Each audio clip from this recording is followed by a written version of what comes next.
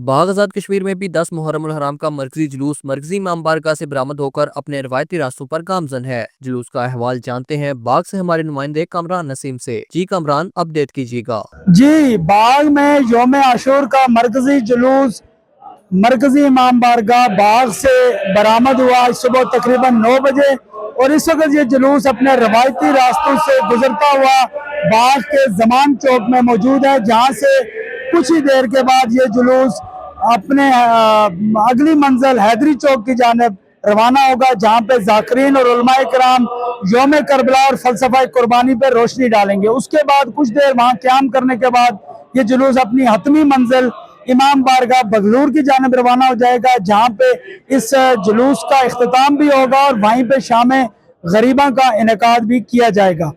फलसफा हुसैनियत और योम करबला और अहले बैत के जो मसाइब हैं और जो उनकी कुर्बानी है, उसके ऊपर ज़ाकिरीन ने उलमाए किराम ने तफसील से रोशनी डाली है और इसके बाद दीगर जगहों पे भी इस पे तफसील से बात होगी।